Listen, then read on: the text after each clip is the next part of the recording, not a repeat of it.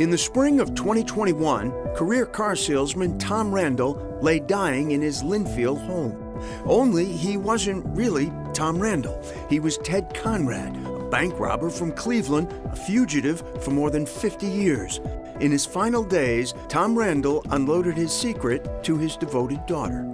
Did you feel angry? Did you feel betrayed? I felt angry that he never thought he could tell us because we were so close. He said, you know, I had wanted to. He's like, but what if you didn't think about me the same way anymore? Or what if you didn't love me when you found this out? We are here to celebrate Tom's life and share our grief together at his passing.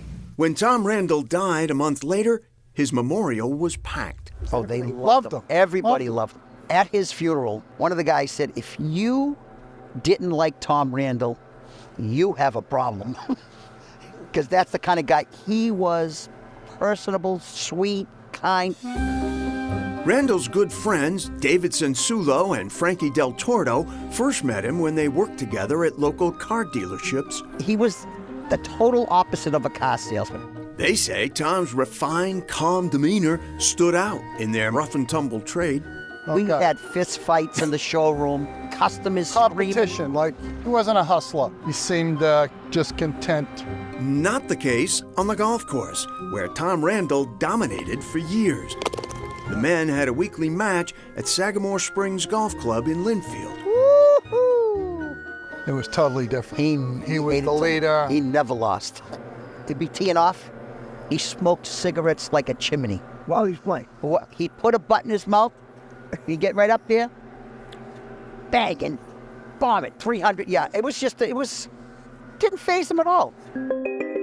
Meanwhile, a few months after the funeral, Ashley and her mom heard a knock at the door.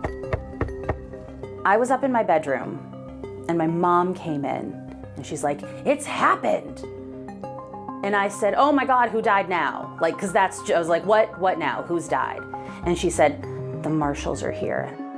And then on the way downstairs, I heard her say, you know, maybe I should maybe I should have an attorney. And I said, well, look, we're not here for you, but I believe your husband was somebody else. U.S. Marshal Pete Elliott grew up in a household where the name Ted Conrad would frequently come up at the family dinner table. You know, your father said, you know, pass the mashed potatoes, and when am I going to get Ted Conrad? You see, Pete Elliott's late father was also a U.S. Marshal in Ohio. John Elliott worked the Conrad case for decades, obsessed with catching this brazen thief. What do you think it was about this case that so fixated your dad? Anger. And I think my dad was angry that Conrad was able to get away with this, with all that money right in his backyard. In fact, even after his retirement in 1990, the elder Elliott would routinely stop by the marshal's office in Cleveland to go over the Conrad files with his son. Again, I grew up with this 50 years, and my father always, you know, we always pictured, you know, Conrad on an island with all that money and with the gold and everything he ever wanted in life and fast cars and so on. And when I got in that, you know, fairly small house in Linfield, Mass., I looked around and I saw bill after bill after bill stacked up, the most bills I've ever seen in my entire life.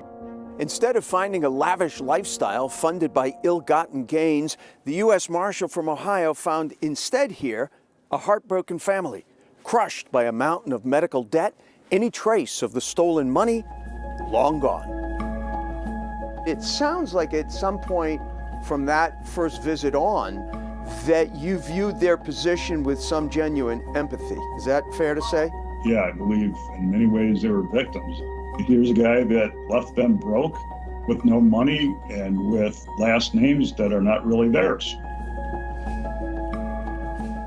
So the big question is, where did all the money go? No one knows, but Tom did live in Boston for a number of years after the robbery in a waterfront apartment. Right, not much is really known about those days, what he was doing, how he may have spent the money. What is known is that by the time he met Kathy later on in the 1970s, there was no indication whatsoever that he had any kind of personal wealth or finances stashed away somewhere.